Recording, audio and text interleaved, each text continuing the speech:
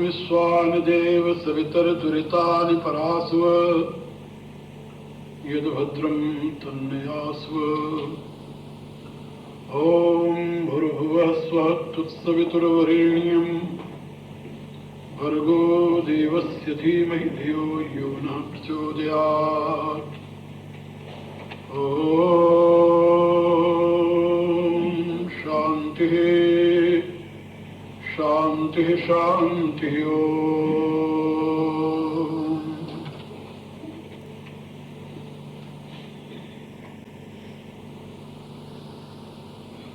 परावर रूप में उपस्थित मेरी प्रिय आत्मा, करुणा निधान भगवान की करुणा आप सभी के लिए सदैव कल्याणप्रद हो, यह मेरी आंतरिक शुभकामना। आज हमारे इस ज्ञान सत्र का चौथा दिन है और आखिरी दिन है। 4 दिनों से आप लोग ऋग्वेद के दशम मंडल के पुरुष सूक्त की व्याख्या सुन रहे हैं और ये यजुर्वेद का 31वां अध्याय है।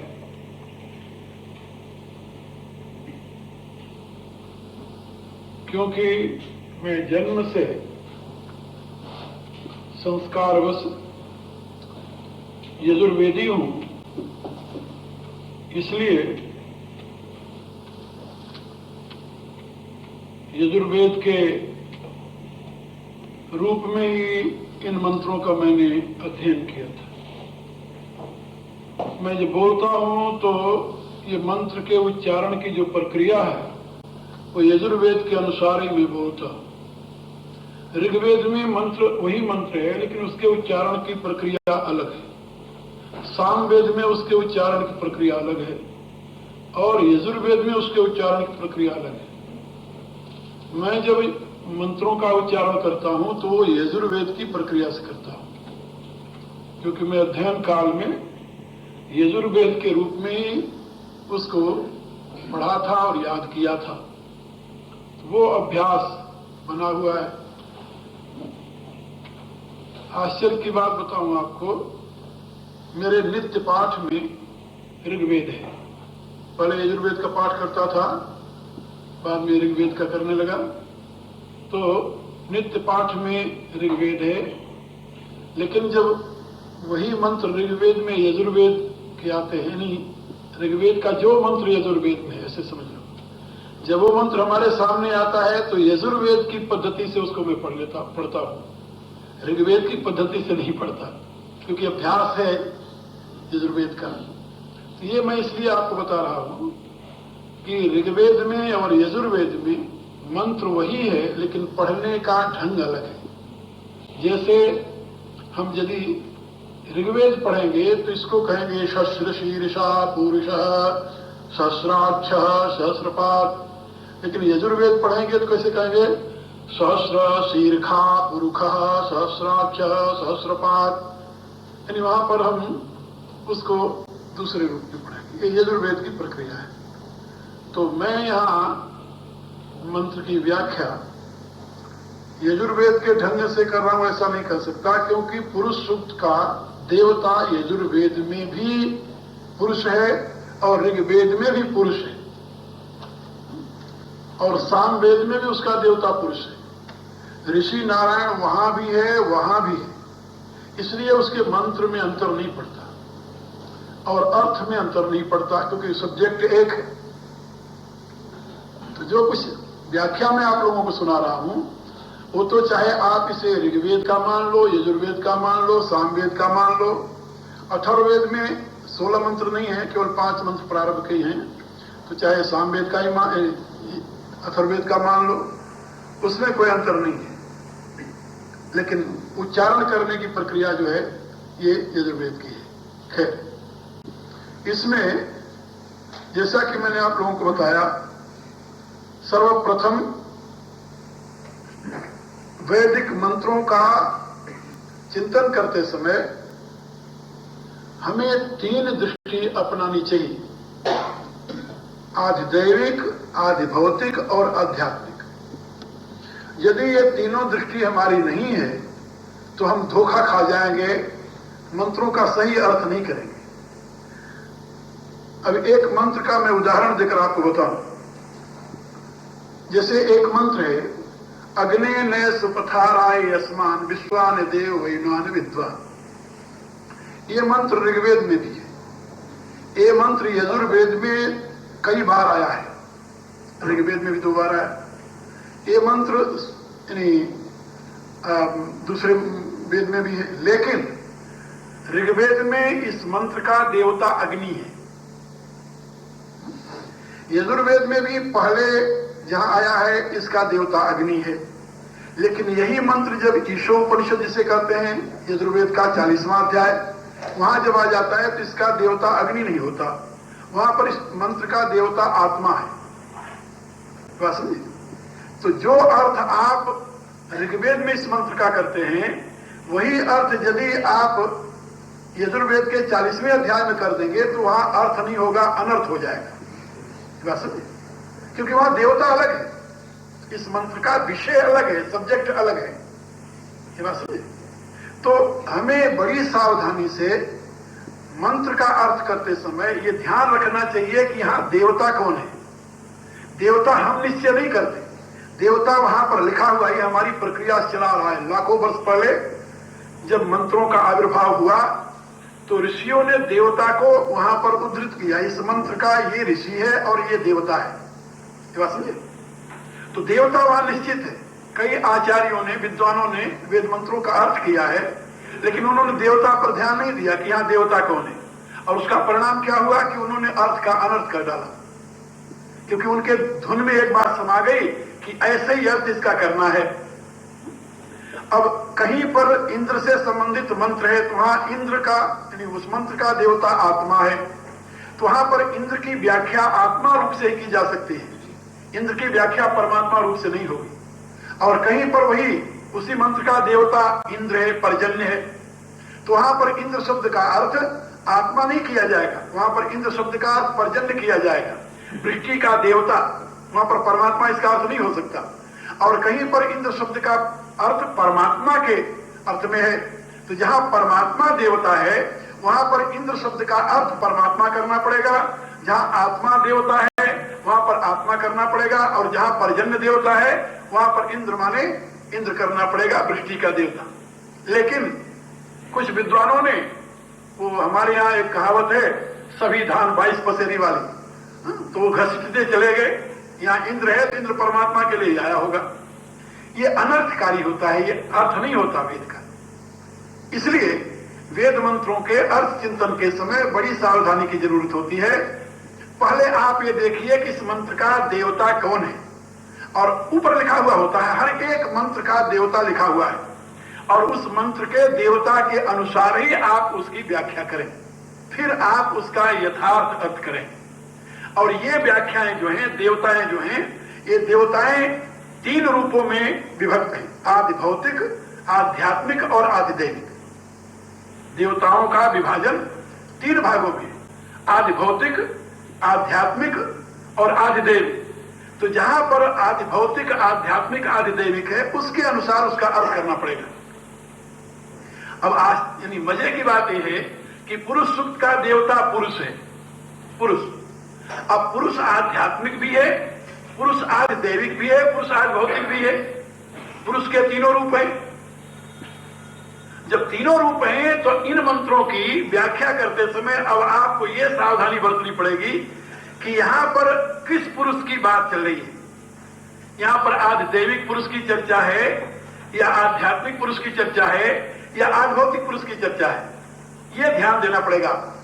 और इसके अनुसार यदि आप इसका अर्थ करेंगे तो यथार्थ में आप उस अभिप्राय तक पहुंच पाएंगे जो वेद के ऋषि का अभिप्राय है।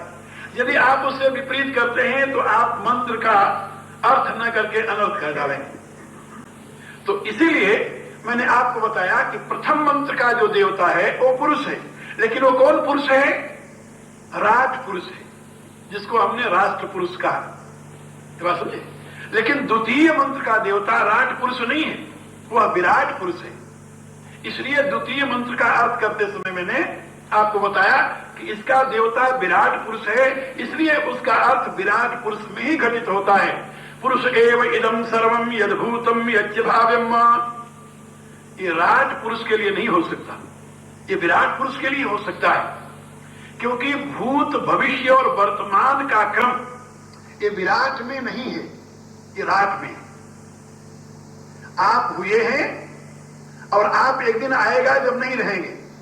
तो आप जब नहीं हुए थे उससे पहले आपका भूत है, और जब आप नहीं रहेंगे वो हो जाएगा आगम। लेकिन अभी आप हैं, ये आपका वर्तमान है। तो वर्तमान, भूत और भविष्य, ये तीन जो हैं ये किसी मूर्त रूप के साथ जुड़े हुए हैं, अमूर्त के साथ नहीं जुड़े हुए हैं। ये बात समझे? ये मूर्त के साथ जुड़े हुए हैं, अमूर्त के साथ नहीं जुड़े हुए हैं। इसलिए जब अमूर्त पुरुष का हम चिंतन करेंगे, उसी के लिए कह सकते हैं कि जो पहले था, जो है, जो आगे होगा, वह सब वही है। कारण के लिए तो कह सकते हैं, लेकिन कार्य के लिए ऐसा नहीं कह सकते। तो जहां पर सहस्र शीर्षा पुरुष, सहस्राक्ष, सहस्रपाद, ये अंग युक्त पुरुष की व्याख्या है, वो कार्य पुरुष की व्याख्या है, कारण पुरुष की नहीं है। क्योंकि कारण पुरुष में अक्ष, पाद, मुख, शर आदि की कल्पना नहीं हो सकती। यहां पर कार्य पुरुष की व्याख्या है, और यहां पर यह है पुरुष एवेदगुम सर्वम यद्भूतम यज्ञ भाव्यम।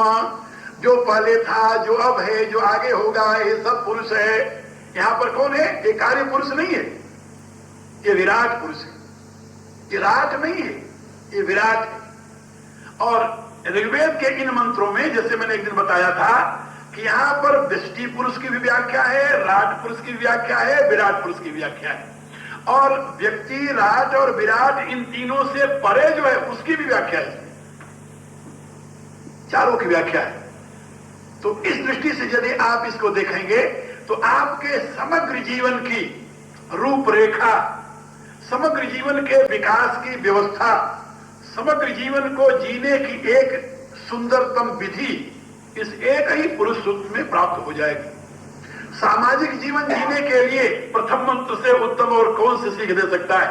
आप जरा सोचिए, जिसमें राज पुरुष को, राष्ट्र पुरुष को एक व्यक्ति के रूप में अभिव्यक्त कर दिया, और आपको यह समझाया कि आपका अलग अस्तित्व है ही नहीं। ये दुनिया में जितने साम्यवाद, समाजवाद, पूंजीवाद और व्यक्तिवाद हैं, ये सबको उखाड़ कर फेंक दिया, और इतनी दिव्य दृष्टि दी है। अब इसको क्या कहिए आप? सार्वभौमवाद कह सकते हो। हमारे यहां तो वेद में इसके लिए सार्वभौम शब्द का प्रयोग हुआ है। सार्वभौमम, ऐसा इसी यजुर्वेद का मंत्र है जिसमें सार्वभौम का प्रयोग हुआ है। लेकिन सार्वभौमवाद कहिए तो लोगों को समझ में आएगा कि नहीं समझ में आएगा। इसलिए गांधी के एक शिष्य थे विनोबा भावे, उनके 3 शिष्य बड़े विद्वान हुए। गांधी जी तो विद्वान नहीं थे, संत वृत्ति के थे, लेकिन 3 शिष्य उनके बहुत अच्छे विद्वान।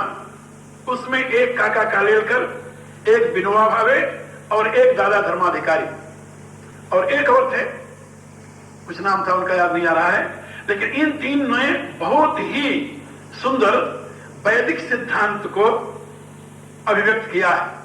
तो उन्होंने इसको एक नाम दिया सर्वोदयवाद। लेकिन सर्वोदयवाद आगे चल करके, जैसे भारत में हर एक शब्द की दुर्गति होती है, यज्ञ की दुर्गति हुई, धर्म की दुर्गति हुई, योग की दुर्गति हुई, त्याग की दुर्गति हुई, संन्यास की दुर्गति हुई, कोई ऐसा शब्द है महत्वपूर्ण जिसकी दुर्गति न की गई हो?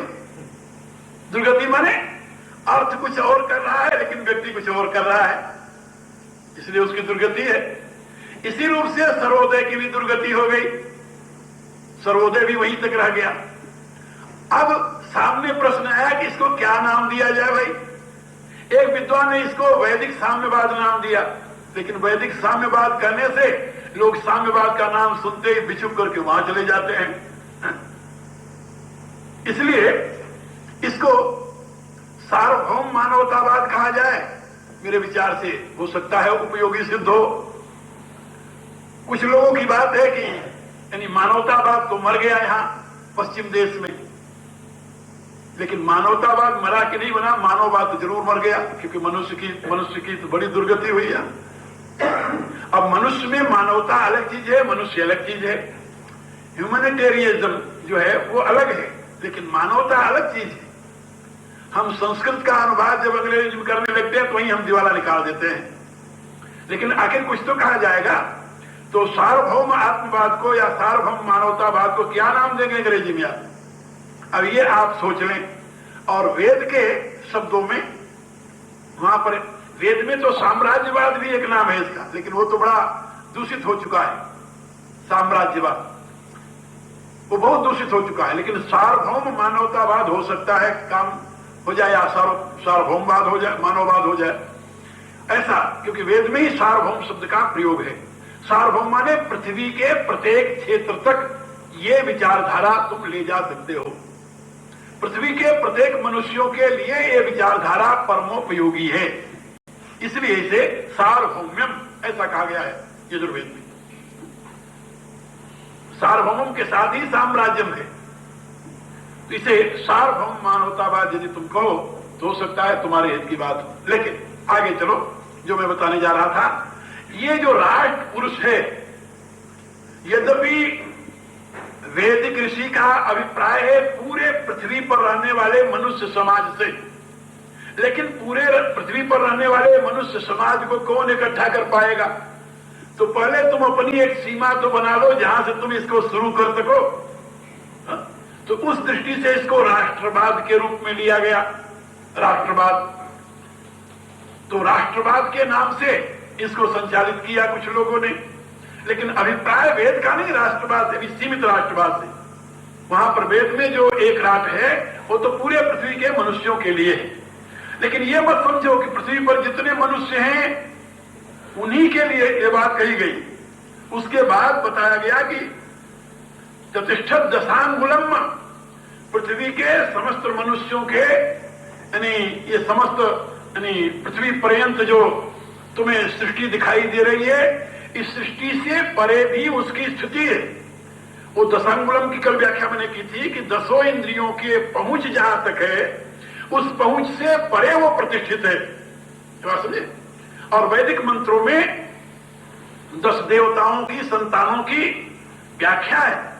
पृथ्वी पर जितने मनुष्य हैं, इनमें उन 10 देवताओं की संतानें निवास करती हैं, और उससे परे जो विराट पुरुष है उसमें वो 10 देवता निवास करते हैं। और यजुर्वेद में उन देवताओं का क्रमबद्ध विश्लेषण है, जिसमें आप लोग पढ़े होंगे, पंडित लोग जब पूजा कराते हैं, सूर्यो देवता, चंद्रमा देवता, पृथ्व्या देवता, वसो देवता, वातो देवता, इंद्रो देवता आदि याद करते हैं, वहां गिनते हैं। तो उन देवताओं के द्वारा ही ये अनंत ब्रह्मांड की स्थिति है। विराट पुरुष उन देवताओं की आत्मा है, ऐसे आप समझ लें। विराट पुरुष उन देवताओं की आत्मा है, और ये राष्ट्र पुरुष में उसी प्रकार से देवताओं की आत्मा राष्ट्र पुरुष है। और राष्ट्र के निवासी जो है वो भिन्न भिन्न गुणों और धर्मों के अनुसार वो देवता के रूप में स्वीकार किए गए हैं, और वही आपके व्यष्टि रूप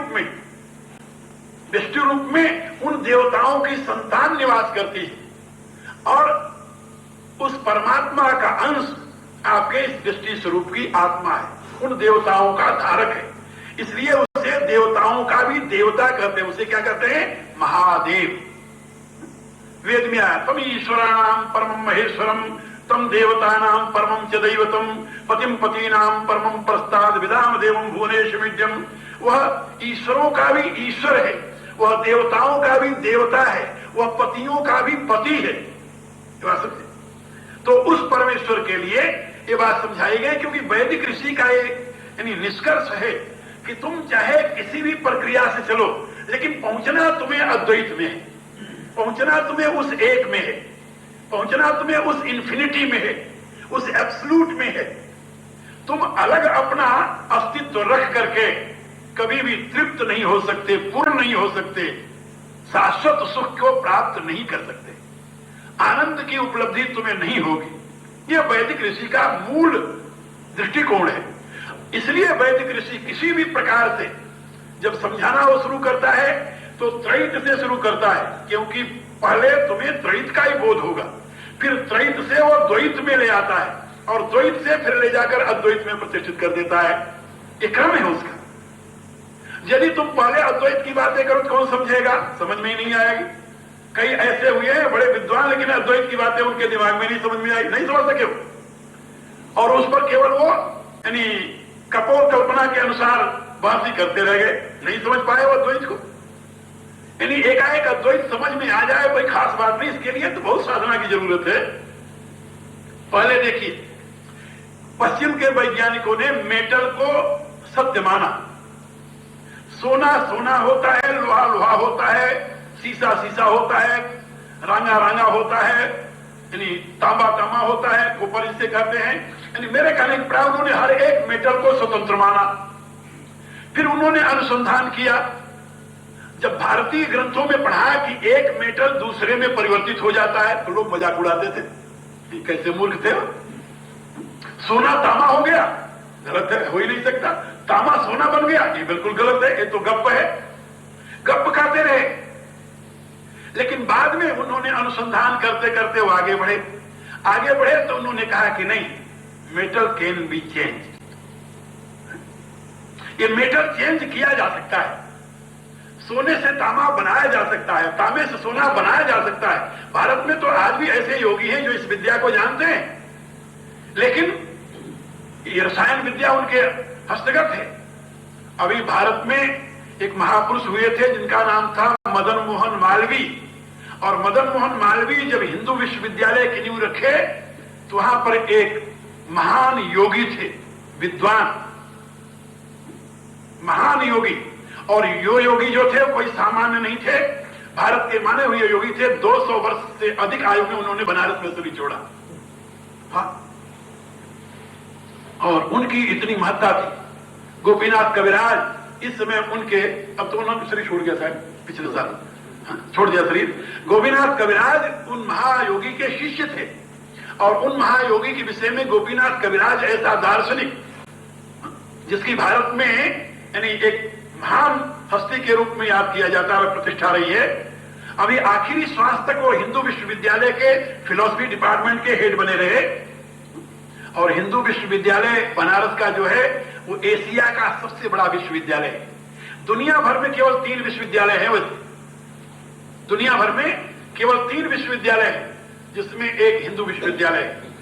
इतना बड़ा विश्वविद्यालय दुनिया में सब जगह नहीं मिलेगा, पूरे एशिया में तो एक ही है, उसके बराबर का कोई नहीं है।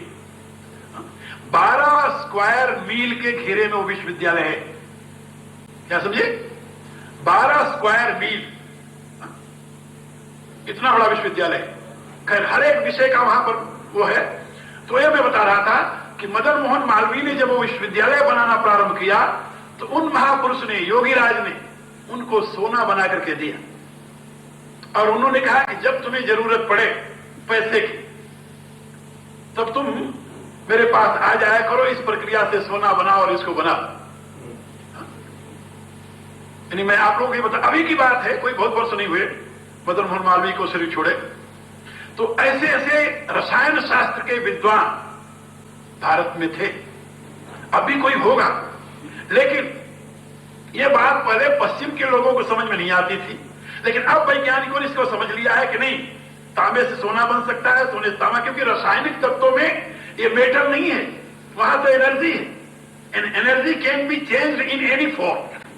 बात समझे? और उन्होंने कहा कि परमाणुओं की न्यूनाधिकता से इन मेटल में परिवर्तन होता है। यदि रासायनिक प्रक्रिया से उसको बदल दिया जाए तो ये मेटल एक दूसरे में चेंज हो सकते हैं। और अब परमाणुओं से भी ऊपर चले गए। पहले परमाणुओं को सत्य मानते थे, आप लोगों ने सुना होगा, परमाणु सत्य माना जाता था। अब उन्होंने कहा नहीं, परमाणु सत्य नहीं, परमाणु को तोड़ा तो उसमें से इलेक्ट्रॉन, प्रोटॉन, न्यूट्रॉन, ये 3 पदार्थ निकले। तो उन्होंने कहा कि नहीं, परमाणु सत्य नहीं है, अब इलेक्ट्रॉन, प्रोटॉन, न्यूट्रॉन सत्य है। अब उन्होंने इलेक्ट्रॉन को भी तोड़ दिया, सुना है ना? इलेक्ट्रॉन को जब तोड़ दिया तो वो गायब हो गया। गायब हो गया, जब दिखाई नहीं दिया तो उसका नाम रखा उन्होंने energy. What energy is? That is beyond description. Can anybody see that? No, nobody can see. Then how you can describe that energy? वो कहते हैं that is weightless, formless, limitless, countless, every negative adjective they are using now. They are teaching about energy. हर एक जो negative यानी विशेषण है उसका प्रयोग करके अब एनर्जी की व्याख्या करते हैं वो, क्योंकि एनर्जी उनके पहुंच से बाहर है। तो मैं आप लोगों को बता रहा था कि भारतीय ऋषियों की प्रक्रिया रही है कि जहां से मनुष्य समझ सके वहां से उसको समझाना प्रारंभ करो और अंततोगत्वा उसको उस स्तर पर ले जाओ जो अंतिम सत्य है। अब पश्चिम के विद्वान क्या ढूंढ रहे हैं जानते हो? कि दैट एनर्जी इज एनिमेट और इनएनिमेट। अब इनकी ये खोज चल रही कि वो जो एनर्जी है मूल में वो एनिमेट है या इनएनिमेट है। एनिमेट इनएनिमेट तो जानते होंगे ना, यानी वो चेतन है या जड़ है, ये सोच रहे हैं। और इसके लिए हर एक यूनिवर्सिटी में, अमेरिका में कोई ऐसी यूनिवर्सिटी नहीं है जिसमें एक अलग से फैकल्टी न बनी हो या इसका अनुसंधान न होता। अब उसके लिए साइकोलॉजी का अनुसंधान हो रहा है, जैविक शक्ति का अनुसंधान हो रहा है, बायोलॉजी का अनुसंधान हो रहा है। ये सब उसी में चल रहे हैं कि वो मूल एनर्जी जो है वो क्या है। लेकिन भले आदमी जब वो मूल एनर्जी अदृश्य है, नॉन अप्रोचेबल है, तो तुम कैसे समझ पाओगे कि वो जो है वो इनएनिमेट है या एनिमेट है? कैसे समझोगे उसे? उसको समझने के लिए तुम्हारा कोई इंस्ट्रूमेंट काम देगा? नहीं देगा। इसलिए मैं जब कहता हूं कि प्रत्येक वैज्ञानिक जब प्रयोगशाला में जाता है तो धीरे धीरे आखिर में वो फिलोसफर बन जाता है। फिलोसफर माने that scientist can describe that truth by logic, not bye practice. ये बात समझे? फिर से समझ लो, वो वैज्ञानिक उस सत्य की खोज, सत्य का विश्लेषण बुद्धि के द्वारा तो कर सकता है, लेकिन उसको किसी लेबोरेटरी में रख करके नहीं कर सकता।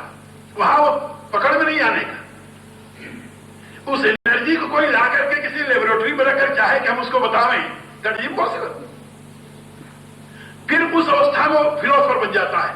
और कोई फिलोसफर जब अपने सिद्धांतों को प्रैक्टिकल बताना चाहता है तो वो आकर के एक साइंटिस्ट बन जाता है, क्योंकि जब तक नीचे नहीं आएगा तब तक उसका विश्लेषण नहीं करेगा।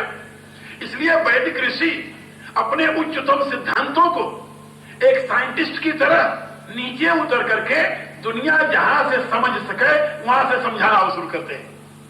ये बात समझे? इसलिए प्रत्येक वैदिक ऋषि प्रैक्टिकली वो अपने आप में साइंटिस्ट हैं, और प्रत्येक साइंटिस्ट यदि वो हाईएस्ट लेवल पर पहुंचेगा तो ऋषि बन जाएगा, इसमें जरा भी संदेह नहीं।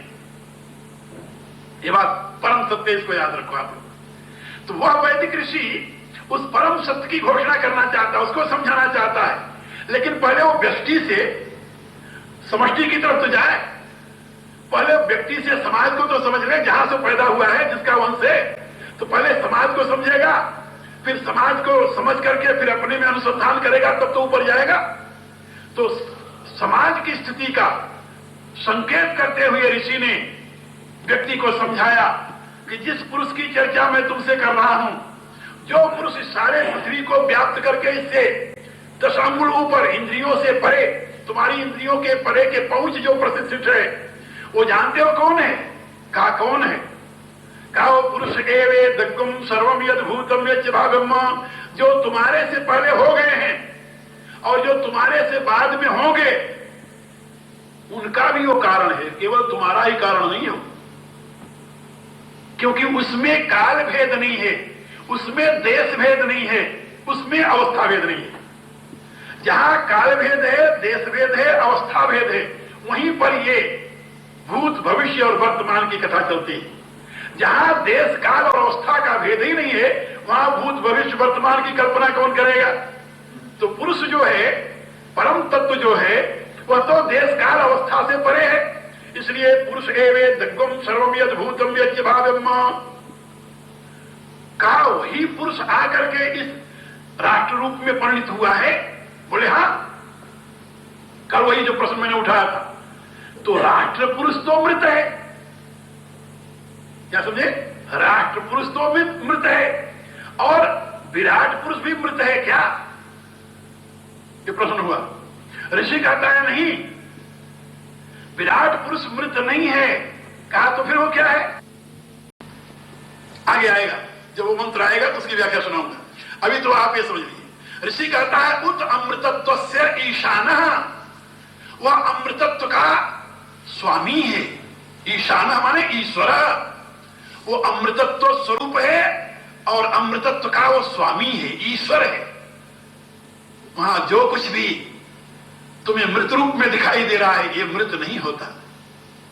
कहा फिर ये जो दिखाई दे रहा है इसका मूल आधार क्या है? कहा यद अन्येन अतिरोहति। कितनी बड़ी बात कर दी। यद अन्येन अतिरोहति, अतिरोहति माने अतिवर्धते, अतिबृहति भवति। कहा वह अन्येन, अन्येन शब्द बड़ा ही मार्मिक है वेद में। अन्न शब्द वेद में दो अर्थों में प्रयोग किया गया है। अद्यते अन्न और अति स अन्न, दो अर्थ है इसके। जो खाया जाता है वो अन्न है और जो सबको खाता है वो अन्न है। क्या समझे? जिसको सब खाते हैं वो अन्न है और जो सबको खा रहा है वो अन्न है। ये बात कैसे समझ में आए कि जिसको सब खाते हैं वो अन्न है और जो सबको खाता है वो अन्न है? कहा आप देखो, जिस अन्न को आप खा रहे हो वो अन्न आपको खा रहा है, हमेशा खा रहा है, प्रतिपल खा रहा है। आपके आयु की सीमा है, आपको कैसे अन्न खा रहा है समझ लो। आप अन्न खा रहे हो इसके लिए बताने की जरूरत है क्या? वो तो सब खाते हैं, जानते हैं, उठा के डाल रहे पेट में। लेकिन अन्न आपको खा रहा है, इसको समझिए। आपके आयु की एक सीमा है, सीमा है, और वह सीमा श्वासों से संबंधित है। श्वासों से, श्वास की लिमिटेशन है 24 घंटे में 21,600। 24 घंटे में एक व्यक्ति, स्वस्थ व्यक्ति 21,600 श्वास लेता है। 21,600 24 घंटे के हिसाब से आपके आयु की लिमिटेशन बनती है। ये श्वासों पर आयु है, वर्षों पर आयु नहीं होती। ये बात याद रखो, पहले मैंने कभी बताया होगा। तो अब 24 घंटे में आपके श्वास मिले कितने? 21,600। और जो आप अन्न ग्रहण करते हैं तो क्या होता है? अन्न को हजम करने में आपके कितने श्वास लगते हैं? सारे के सारे। हजम करके उसको एनर्जी, यदि श्वास का आना जाना बंद हो जाए तो कुछ खाना हजम होगा? ना ना, प्रश्न पैदा होता हो। अंदर जाएगा ही नहीं, खाएगा ही नहीं। खाना ही श्वास से होता है। इसके लिए तैत्तिरीय उपनिषद में बहुत सुंदर एक कथा है, बहुत सुंदर कथा है। और उसमें यह बताया गया कि जब सर्वप्रथम अन्न पैदा हुआ, अन्न, तो अन्न को देकर के देवताओं की बड़ी चाह हुई कि मैं इसको ग्रहण करूं। अब ग्रहण करने के लिए देवता लोग दौड़े, लेकिन अन्न आगे भाग गया। हर एक देवता दौड़ा, लेकिन अन्न आगे भाग गया, अन्न को नहीं पकड़ सका। आंख का देवता सूर्य दौड़ा, नहीं पकड़ सका। मन का देवता इंद्र दौड़ा, नहीं पकड़ सका। कान का देवता दिशा दौड़ा, नहीं पकड़ सका। फिर बुद्धि का देवता ब्रह्मा दौड़ा, नहीं पकड़ सका। चित्त का देवता विष्णु दौड़ा, नहीं पकड़ सका। फिर कबीर जितने अंग हैं, सब अंगों का एक देवता है, और उन अंगों के, उन इंद्रियों के देवता दौड़े और पकड़ना चाहे, नहीं पकड़ सके। सबसे आगे आगे वो चल जाता रहा। फिर आखिर में अन्न पकड़ में किससे आए जानते हो? अपान के देवता से। हाँ, अपान का देवता कौन है? मृत्यु।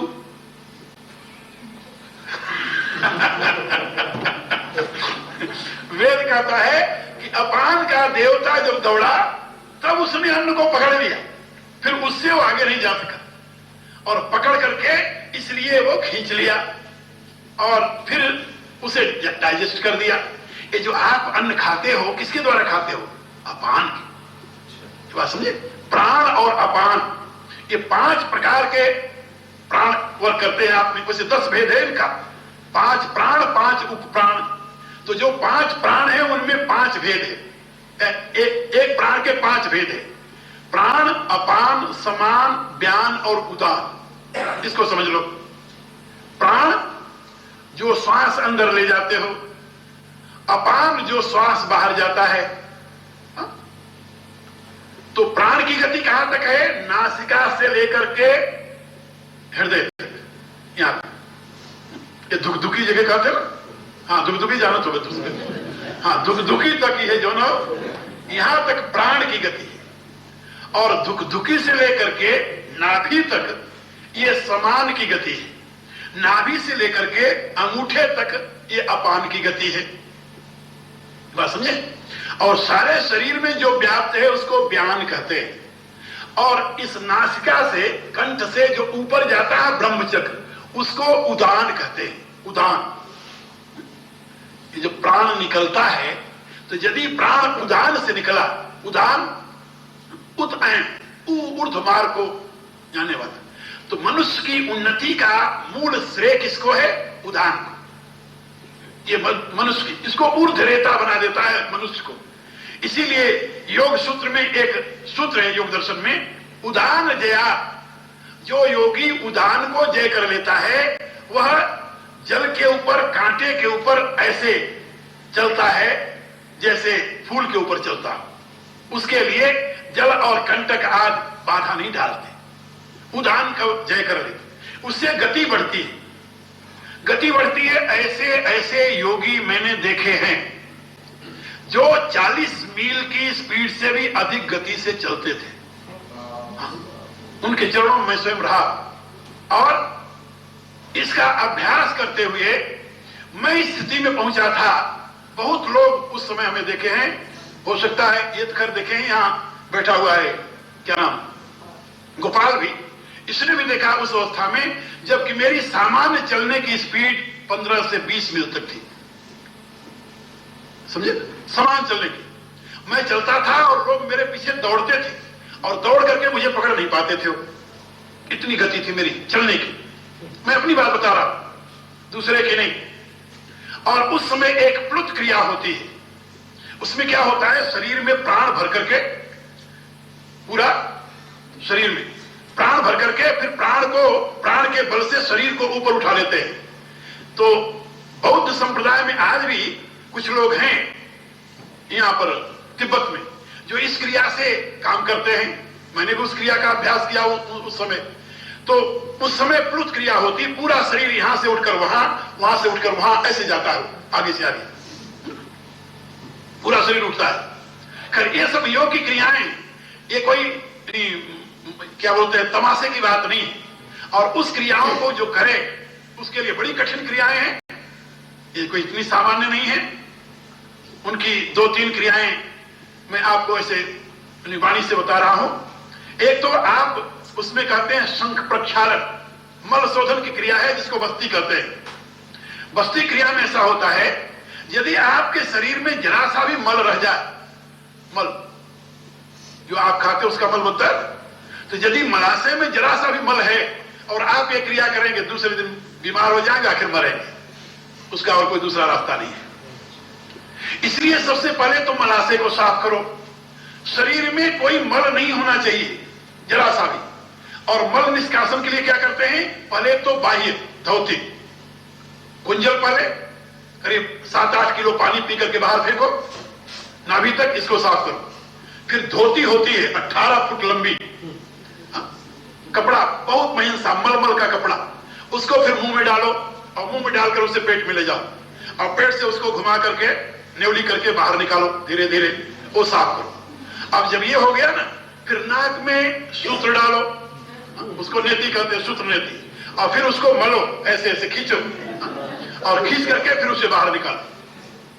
अब जब आप नेवली कर लें, नेति कर लें, धोती कर लें, 3 क्रियाएं करने के बाद फिर बस्ती का नंबर आता है। फिर आप में ऐसी योग्यता हो, मैं तो मेरे रोज की क्रियाएं थी, टप भर लिया, एक टप होता है, पानी भर दिया और उसमें बैठ करके प्राणायाम के द्वारा गुदा से प्राणायाम यानी पानी अंदर ले जाओ, गुदा से खींचो, ऐसे जैसे पंप खींचते हैं ना, ऐसे, और खींच करके पूरा उसे घुमाओ नेवली के द्वारा और फिर उसे बाहर फेंको। बाहर फेंकते फेंकते जब पानी जैसा आप ले रहे हो वैसे पानी जाने लगे, जिसका अभिप्राय पेट में आपके कोई मल नहीं रह गया, मल बिल्कुल साफ हो गया। अब इसके पश्चात फिर होता है एक संघ प्रक्षालन। अब संघ प्रक्षालन क्रिया आप करो, मुंह से पानी पीते जाओ और क्रिया करो, और वो पानी गुदा के रास्ते से निकलने लगे। तो पहले तो पानी पी रहे हो मुंह से, वहां से जाकर के पेट से निकलते पहले पीला निकलेगा, फिर थोड़ा वैसे निकलेगा, फिर वैसे निकलेगा, फिर जैसा साफ पानी पी रहे हो बिल्कुल वैसे पानी गुदा के रास्ते से निकल जाए। जब ये क्रिया हो जाए आपकी, तब आप अब प्राणायाम करने बैठिए और उस अवस्था में आप प्राण अपने शरीर में भर सकते हो और प्राण भर करके तब वो क्रिया करेंगे, तब ये शरीर जो है वो जमीन से ऊपर उठता है, तब ये शरीर प्लुत की अवस्था को प्राप्त होता है, तब उस शरीर में इतनी गति आती है कि आप वायु के साथ चल सकते हैं। बात समझे? मैं हिमालय की 18,000 फीट चोटी पर नंगे पांव गया, 2 मील तक मैं बर्फ पर ऐसे चलता गया। ये मैं महिमा नहीं अपनी बताता, ये मेरे प्रैक्टिस की बात बता रहा हूं। और उस समय शरीर में ये नहीं होता कि शरीर में कुछ है, क्योंकि कुछ है ही नहीं शरीर में। और ये क्रियाएं खेल नहीं है बच्चों की, ये की जाती हैं। भारत के आज भी हजारों योगी इसे करते हैं, 1-2 नहीं, ये नहीं कि अंगुलियों पर गिनेंगे मिलेंगे, हजारों योगी मिलेंगे जो इन क्रियाओं को करते हैं। और मैं अपनी ये सारी क्रियाएं अपने एक शिष्य को सिखा सका, उसका नाम है योगानंद। एक शिष्य वही सीख सका, 2 को मैंने सिखाया था, 2 शिष्यों को मैंने सिखाया था। एक धर्मनारायण नाम है, उदयपुर में रहता है, और एक योगानंद शिष्य मेरा जो आश्रम में रहता है, उसको सारी मैंने क्रियाएं सिखाई। और उसके पश्चात कई लोग आए जिनको वो सिखाते रहे आगे, लेकिन उनको इतनी हिम्मत नहीं, जहां थोड़ा सा शरीर हिला ताओ घबराए, मरे तो मरने वाले ये काम नहीं करते, जो मरने से डरता है वो ये काम नहीं करता। ये हठियों की क्रियाएं हैं। आजकल यहां जब हम देखते हैं कि ये इनको भी वो कह रहा है कि हम तुम्हें आकाश में उड़ा देंगे, उनको भी कह रहा आकाश में उड़ा देंगे, मैं हैरान होता हूं, हे भगवान ये सब कैसे करेंगे? ये क्या तमाशा बना रखा है लोगों ने? दिन भर रोटी खाकर आए, यहां तक अड़स करके बैठे हुए हैं, अड़स कर जाते हो ना, बिल्कुल यहां तक अड़स कर बैठे हुए हैं, और पता नहीं यदि उनको मौका मिले तो दिन भर में वो 10 बार तो विषय भोग में लग जाएंगे और आंख बंद कर कहेंगे कि हमें आकाश में उड़ना है। अरे मूर्खों, ये कोई तमाशा है? तुम आकाश में उड़ जाओगे? इसके लिए तो साधना करना पड़ती है। क्रियाएं जो मैं तुम्हें बता रहा हूं, ये सब मैं करता रहा, 1-2 वर्ष तक नहीं, 20 वर्ष तक लगातार, समझे?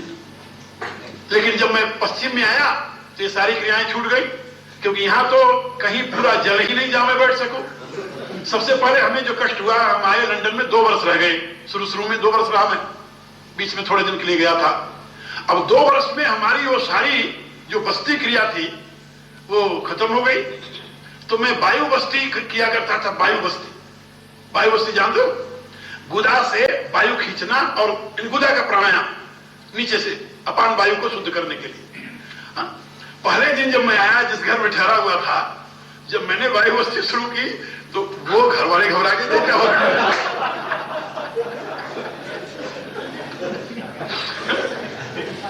उनके लिए घबरा कर ये क्या, गुरुजी बीमार तो नहीं हो गए? तो उन दिनों वो लड़का जिसके ठहरा था, उसके यहाँ 2 किराएदार भी रहते थे। जब मैं, वो बेचारे सब घबरा गए। जब मैं बाहर निकला तो उन्होंने पूछा, गुरुजी तबीयत तो ठीक है आपका? बिल्कुल ठीक है। तो वो कहने लगा, वो लड़का मेरे पास आया, मेरे से कहने लगा, गुरु जी ये आप ध्यान न किया करो, हमारे किराएदार तो क्या सोचे क्या हो? अरे हमने कहा भले आदमी, यहाँ तो हमारी सारी क्रियाएं छूट जाएंगी, क्योंकि जब तक नीचे की शुद्धि न हो तब तक ऊपर कुछ नहीं कर सकते तुम। तो सारी छूट गई, धीरे धीरे खत्म ही हो गई। तो ये मैं बता रहा हूं, लेकिन आज भी भारत में ऐसे योगी हैं जो इन क्रियाओं को करते हैं। तो मैं केवल ये आपको बता रहा था कि शरीर के लाघव कैसे, और उसमें इन क्रियाओं के द्वारा क्या होता है, आप उदान वायु को जय करते हैं। उदान वायु, कि उदान वायु को जय करते समय अपान वायु ऊपर आती है। अपान वायु की जब ऊर्ध्व गति होती है, ये बात समझे, अपान जब आकर प्राण में मिल जाए, अपान का हवन प्राण में हो जाए, गीता में भगवान ने इसे निर्देश किया, अपाने प्राणम जुहति प्राणापानम तथा परे। तो अपान में प्राण को होम करना और प्राण को अपान में होम करना। यदि आप अपान को प्राण में होम करेंगे तो क्या होगा, फिर वो उदान की तरफ आगे बढ़ेगा, और जब उदान की सिद्धि होगी तब आप में गति हो। फिर आपको पता नहीं चलेगा कि आप पृथ्वी पर पांव रख रहे हैं या स्पेस में जा रहे हैं। ये सब योग की क्रियाएं, इसको करने वाले सब कहां होते हैं? मैं तो बता रहा हूं कि मैं 20 वर्ष भारत में घूमता रहा, लेकिन 20 वर्ष में मुझे 2 शिष्य मिले जिसको मैं सिखा सका। इसको करने वाले सब कहां होते हैं? मैं तो बता रहा हूं कि मैं 20 वर्ष भारत में घूमता रहा, लेकिन 20 वर्ष में मुझे 2 शिष्य मिले जिसको मैं सिखा सका। क्रियाएं इतनी गंभीर है। और वो जो 2 शिष्य के मेरे से, क्योंकि वो मेरे साथ हमेशा रहते थे और नौजवान थे, 20-20 साल के थे, अच्छे शरीर थे, उस समय लग गए हो, उनको लगन भी थी। तो ये इस प्रकार से मैं आपको बता रहा था कि उदान वो है जो ऊपर से चलता है, उसी के ऊपर सारा रहता है। लेकिन जो आप भोजन करते हैं ये अपान वायु के द्वारा, और जो भोजन हजम होता है इसमें क्या लगता है, श्वास। तो जैसे आप भोजन को खाते हैं वैसे भोजन आपके श्वास को खाता है। ये बात समझे? भोजन क्या करता है, आपके श्वास को खाता है, और श्वास एक दूसरे को खाने में ही ये समय बीतता जा रहा है। आप भोजन खा रहे हैं, भोजन आपको खा रहा है, और इन्हीं दोनों के खाने में, एक दूसरे के खाने में लगे हुए हैं, सारी जिंदगी बीत गई, बात कुछ नहीं बना। लेकिन वेद कहता है कि नहीं, तुम सावधान हो जाओ।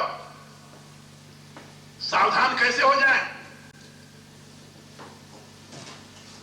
सावधान करने के लिए ही वेद ने ये शब्द आपके सामने रखा है, यद अन्नेन अतिरोहति। वह पुरुष जो है वह अत्ता है। तैत्तिरीय उपनिषद का एक मंत्र है आखिर का, अहम अन्नम अहम अन्नम अहम अन्नम अहम अन्नादम अहम अन्नादम अहम अन्नादम। मैं ही अन्न हूं और मैं ही अन्न का भोक्ता। वेद का संदेश। पहले अन्न कौन है और इसका भोक्ता कौन है, इसका अनुसंधान करो। वेद कहता है तद अन्नेन अतिरोहति, वह अन्न से वृद्धि को प्राप्त करता है। तो अन्न से वृद्धि को प्राप्त करता है, अन्न कहां से आता है? वेद कहता है तस्मात् एतत् ब्रह्मनाम रूपम अन्नम च जायते। क्या कहता है? तस्मात् एतत् ब्रह्मनाम नाम रूपम अन्नम च जायते। उससे ब्रह्म नाम रूप और अन्न ये सब आविर्भूत होते हैं। जायते माने प्रकट होते हैं। यह सर्वज्ञ सर्वविद यस्य ज्ञानमयम् तप तस्मात् एतत् ब्रह्म नाम रूपम अन्नम च जायते। ये सब उससे अभिव्यक्त होते हैं। इसलिए जहां पर वेद में अन्न शब्द का प्रयोग हुआ है वहां पर बड़ा गंभीर अर्थ में है। सारा दृश्य जगत अन्न कहा गया है। सारा दृश्य जगत जो है ये अन्न है। तद अन्नेन अतिरोहति। इसका दूसरा अर्थ क्या होगा कि वह उसका प्रकाश, उसकी वृद्धि, उसका विकास दृश्य के द्वारा होता है। अन्नेन अतिरोहत, उसका विस्तार, उसकी वृद्धि। अतिरोहत माने अतिवर्धते, अत्यंत विस्तार। ये अनंत ब्रह्मांड जो आविर्भूत हो रहा है ये किसके द्वारा हो रहा है? कहा अन्नेन अतिरोहति। यदि अन्न न हो तो आप अप को नहीं जानेंगे, यदि अप न हो तो आप तेज को नहीं जानेंगे, यदि तेज न हो तो आप सत्य को नहीं जानेंगे। वेद में छांदोग्य उपनिषद में इसकी व्याख्या की गई। सत्य, तेज, अप और अन्न, ये चार अवस्थाएं, ये तीन अवस्थाएं बताई गई एक सत्य की। सत्य ही तेज होता है, सत्य ही अप होता है, सत्य ही अन्न होता है। यहाँ अन्न माने स्थूल, सारा विराट विश्व जो कुछ है ये सब अन्न है। और अब क्या है, इसका जो मूल कारण है सटल, जो सटल फॉर्म है वो अप है, और उसका जो कॉजल फॉर्म है वो तेज है, और उस कॉजल का भी जो मूल स्रोत है वो सत्य है। तो सत्य से तेज, ये तो किसी वैज्ञानिक से पूछिए, जब सृष्टि का विश्लेषण करेगा क्या बताएगा? एनर्जी, एनर्जी से गैसेस, गैसेस से लिक्विड, लिक्विड से solid, and solid will change into liquid, and liquid will change into gases, and gases will change into energy. ये बात समझे? अब वैज्ञानिक वहां तक पहुंच गया है, उसकी मीमांसा करने लगा है। जो कुछ सॉलिड है वो अन्न है, और जो कुछ अन्न है उसी से उस सूक्ष्म का बोध होता है। यदि ये स्थूल जगत न हो तो आप परमात्मा को जानेंगे क्या? क्या राय? स्थूल जगत की बात छोड़िए, यदि आपका ये शरीर न हो तो आपकी आत्मा का पता चलेगा कि नहीं? क्या राय? चलेगा? कहां रहती है, क्या करती है, क्या नाम है, कुछ पता चलेगा उसका? ये जो स्पेस है ये अनंत सूक्ष्म आत्माओं से भरा हुआ है, लेकिन उसका किसी को पता नहीं है, क्योंकि उसका शरीर नहीं है। वो अन्नेन अतिरोहति, अन्न के द्वारा वो विस्तार को प्राप्त होती है, अन्न के द्वारा ही वो प्रकाशित होती है। यदि अन्न न हो तो प्रकाशित नहीं हो सकती। यहां अन्न माने रोटी नहीं है, ये बात याद रखो। तो यहां पर जो वेद में तद अन्नेन अतिरोहति, वह अमृतत्व का ईशान माने स्वामी है, ईश्वर है, और अन्न के द्वारा वह विस्तार को प्राप्त होता है। यानी उसका दर्शन कैसे हो, उसको हम कैसे जाने, उसका विस्तार कैसे होता है? कहता है वो अन्न के द्वारा होता है, स्थूल के द्वारा होता है। यदि स्थूल न हो तो हमें सूक्ष्म का पता नहीं चलेगा, हमें कारण का पता नहीं चलेगा, हमें महाकारण का पता नहीं चलेगा। इसके लिए हमारा एक महापुरुष हुए हैं जिनका नाम था समर्थ गुरु रामदास। उन्होंने वैदिक विज्ञान को दासबोध नाम के पुस्तक में यानी सारा उद्धृत किया है। वो भी इसी विचारधारा के थे, यानी इसी परंपरा के थे जिस परंपरा से मेरा संबंध है। और उन्होंने इसका विश्लेषण करते हुए महाकारण शब्द का प्रयोग किया। महाकारण, कारण और महाकारण। तो कुछ विद्वानों ने उनसे पूछा कि महाकारण कहां से आ गया? कारण तक तो हम समझ गए। कहा जहां तक तुम्हारी समझ है वहां तक कारण है, और जो समझ से परे है वो महाकारण है। क्या समझे? जो समझ से परे है, तुम्हारी समझ तो बुद्धि से है ना। क्या समझे? तुम्हारी समझ कहां से है? बुद्धि से। तो बुद्धि तक ही दुनिया तो नहीं है, बुद्धि से परे है बुद्धि का प्रकाशक। एवं बुद्धे परम बुद्ध्वा संस्तभ्यात्मान आत्मना। जो बुद्धि से परे है उसको जान। तो जो बुद्धि से परे है उसको कहते हैं महाकारण। और उसी महाकारण को वेद में सत्य कहा गया है, और उसी सत्य से कारण रूप तेज है जिसको एनर्जी कहते हैं, और उसी से आगे चल करके यानी लिक्विड है, और लिक्विड से आगे चल करके सॉलिड है। दुनिया के सभी वैज्ञानिकों ने माना है कि जो कुछ दृश्य दिखाई दे रहा सॉलिड, ये सब जल से आविर्भूत हुआ है, जल का परिणाम है, ये सभी माना है। और जल जो है ये तेज का परिणाम है, सभी ने माना है। और तेज जो है उस एनर्जी से आविर्भूत होता है, ये सभी विद्वानों ने माना है। एनर्जी से परे महाकारण की अभी चर्चा विचारे नहीं कर पाते, क्योंकि इनको पता नहीं है, शोध में लगे हुए हैं। इसलिए किसी वैज्ञानिक ने दावा नहीं किया कि वो जो कह रहा है वो आखिरी सत्य है। वो कहता है यहां तक मेरी अनुभूति है, आगे क्या है हम पता नहीं जानते। वो साफ कहते हैं ईमानदारी के साथ कि आगे क्या है हम नहीं जानते। वी आर सर्चिंग दैट, उसको हम ढूंढ रहे हैं, खोज कर रहे हैं। तो मैं आप लोगों को यह बताने जा रहा था कि ये जो यदन्नेन अतिरोहति, इस भाव को देखिए कि वह परमात्मा अमृतत्व का स्वामी है, अमृतत्व का ईश्वर है और अन्न के द्वारा ही वह प्रकाशित होता है, अन्न के द्वारा ही वह वृद्धि को प्राप्त होता है। और अन्न माने जो आपको खा रहा है वो अन्न है, जिसको आप खा रहे हो वो अन्न है। अन्न से ही तो ये आपका आविर्भाव हुआ है, अन्न से विस्तार होता है। कैसे होता है जानते हो? अब जरा अपने जीवन की गति को समझिए। एक सफल बाप के एक बूंद सीमन, सीमन तो जानते हो ना, बीज, बीज कहते हैं हमारे यहां। बाप के शरीर का सार एक बूंद बीज। शरीर का सार कैसे? जो आप अन्न खा रहे हैं, अन्न खाए तो अन्न खा करके 3 भागों में हजम हुआ तो बन गया, बट गया। स्थूल रूप तो मल बन करके निकल गया, और दूसरा लिक्विड का जो दूषित रूप था वो पेशाब के रास्ते से निकल गया। अब तीसरा हिस्सा बना, उसको बन गया जूस, रस। जब वो रस शरीर में आया आगे, तो आपके नाक से जो आपने ऑक्सीजन लिया अंदर, प्राण ने जाकर के उसे यानी शक्ति दी, तो उसमें रेड कॉर्पस्कल्स पैदा हो गए, तो बन गया रक्त। वही जूस जो था रक्त रूप में परिवर्तित हो गया, तो जूस से रक्त बन गया। रक्त जो था उसमें से जो सॉलिड तत्व उसमें था वो मांस रूप में परिणत हो गया, और उसी मांस का एक हिस्सा बन गया फेट, जिसे आप कहते हो फेट, चर्बी। समझे कि नहीं? चर्बी जानते हो? हाँ। तो रस, रक्त, मांस, चर्बी। अब उसका भी जो सॉलिड अंश था वो बन गया आपकी हड्डी, अस्थि, हड्डी बनी। ये कौन सा है? 5वां। रस, रक्त, मांस, मेद और अस्थि, 5वां बना। अब अस्थि के भीतर उसका जो सार था वो बन गया मज्जा। मज्जा को क्या कहते हैं? मेरो, अंग्रेजी में। आप लोग क्या कहते हो पता नहीं, मज्जा। अब मज्जा का जो सार निकला वो बन गया बीज। ये बीज जो है, सीमन जो है, ये मज्जा का भी सार है। आपके अन्न का वो 7वां परिणाम है। और इस सीमन से आगे जानते हो क्या बनता है?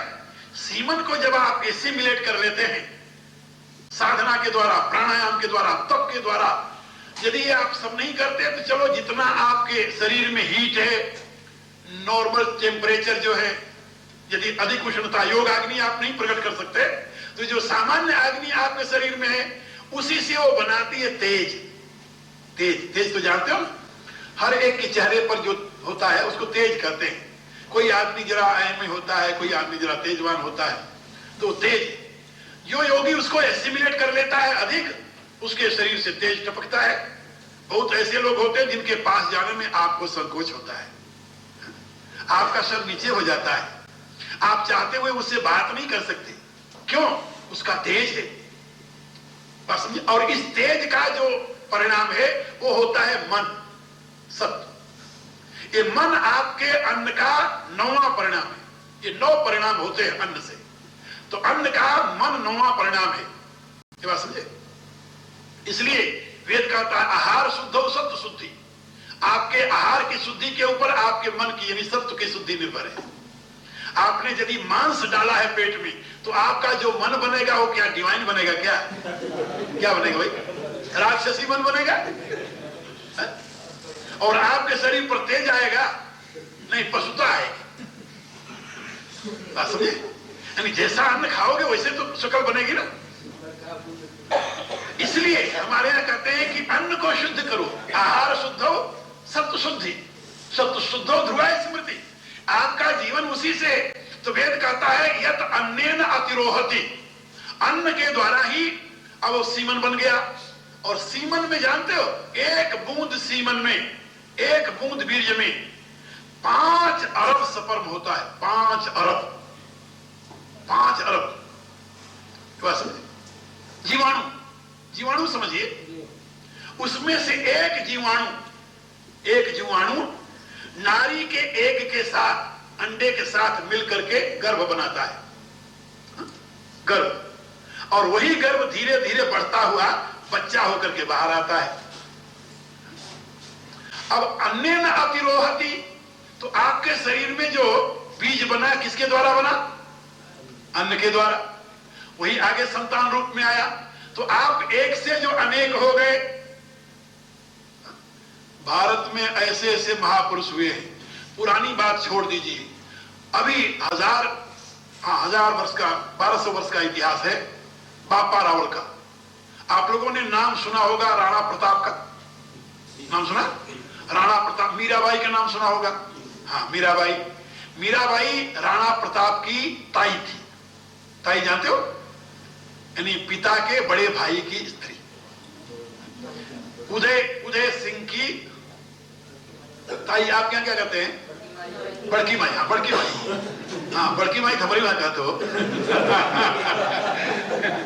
तो मीरा जो थी ये राणा प्रताप की बड़की माई थी। राणा प्रताप के पिता उदय सिंह 4 भाई थे। सबसे बड़े भाई का नाम जो था, जो मीरा के पति थे, उनका नाम था भोजराज। बस बड़े भाई थे। और सबसे छोटे का नाम था उदय सिंह। उदय सिंह वो था कि एक उसका यानी क्या बोलते हैं, वहां पर अंगरक्षक था राजा का। वो ये चाहता था कि राजवंश को मार करके हम राजा बन जाए। तो राजवंश में 4 लड़के थे।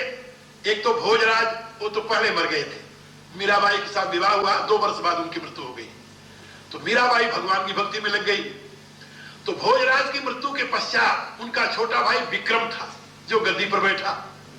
और विक्रम के गद्दी पर बैठने पर उस विक्रम ने ही मीराबाई के साथ सारा अत्याचार किया। जो उनको सांप ले गया मरने के लिए, जहर पिलाया, कई अत्याचार किए उसने मीराबाई को मारने के लिए। वो उनका देवर था, उसका नाम था विक्रम। और विक्रम के पश्चात एक तीसरा और भाई था, वो भी मार दिया गया। तो उनका जो वहां का अंगरक्षक था उसका नाम था बलबीर। बलबीर भी कहते हैं उसे, बलबीर भी। तो बलबीर की ये योजना थी कि ये सब तो मर गए, छोटे को मार दिया उसने, भोज पहले मर गए थे, विक्रम भी मर गए थे, और अब रह गया उदय सिंह। तो उदय सिंह उन दिनों छोटा सा बच्चा था। तो उसका यह था बलबीर का कि उदय सिंह को यदि मैं मार दूं तो आगे इस राणा वंश में कोई नहीं होगा और राजा मैं बन जाऊंगा। तो उस समय एक थाय थी, थाय जानते हो? यानी जो नौकरानी ऐसे समझ लो, राजमहल की सेविका, उसका नाम था पन्ना। तो जब वो बनबीर का देखा कि बनबीर आ रहा है उस बच्चे को ढूंढते हुए, तो पन्ना धाय ने क्या किया, अपने लड़के को उस राजा के यानी पलंग के ऊपर सुला दिया और राजकुमार को लेकर के उसने अपने एक उसमें झोपड़े में क्या बोलते टोकरे में उसमें रख दिया और रख करके बगल होकर के रोने लगी। जब बनबीर आया पूछा कहां है राजकुमार, तो उसने ऐसे इशारा कर दिया। आप देखिए उस मां ने राजकुमार की रक्षा के लिए अपने पुत्र की बलि दे दी। बनबीर आया, उसको मार गया, राजकुमार को मार करके वो चला गया। उसने सोचा कि वो राज हमारा हो गया और पन्ना धाय ने उस बच्चे को लेकर के वहां से भगी। रात चोरी चोरी भग करके चित्तौड़गढ़ से वो बहुत दूर चली गई जहां भील लोग रहते थे। तो भीलों की इनकी आपस में बड़ी दोस्ती थी। भीलों ने ही यानी उस वंश को रक्षण दिया था। तो भीलों के पास ले जाकर कहा कि ये तुम्हारा राजा है, सुरक्षित है, इसके बदले में मेरा पुत्र तो मारा गया लेकिन इसको मैं बचा कर ले आई।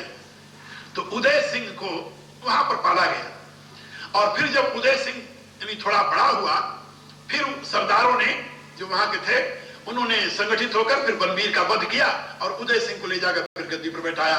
उसी उदय सिंह का लड़का था राणा प्रताप। ये बात समझे? उदय सिंह के पुत्र थे राणा प्रताप।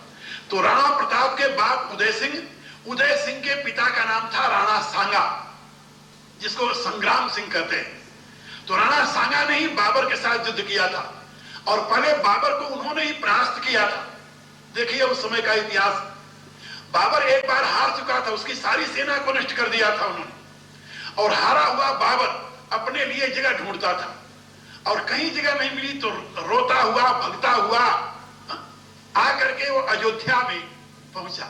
अयोध्या में, और जहां पर ये अयोध्या में आज बाबरी मस्जिद है, यहीं पर एक विशाल मंदिर था और उस विशाल मंदिर में एक संत रहा करते थे। उसमें एक संत रहते थे, उन संत के पास आया शरण लेने के लिए मंदिर में, उन्होंने शरण दे दी। और उस संत के 2 शिष्य थे, वो दोनों मुसलमान फकीर थे। तो संत तो उदार थे, उनकी दृष्टि में कोई हो भगवान की भक्ति करता है तो हमारा प्रिय है। तो वो दोनों फकीर उनकी शिष्य बनकर के उनकी सेवा करते थे। और संत ने वहां पर रोक लिया, जगह दे दिया, वो रहने लगा वहां। कुछ दिनों के पश्चात अब वो सारा योजना बनाने लगा कि कैसे किया जाए। तो कहा कि हमारे गुरु ये सिद्ध है, इनकी शरण में तुम पूर्ण रूप से समर्पित होकर के इनसे यदि वरदान ले लो तो तुम्हारी विजय हो सकती है।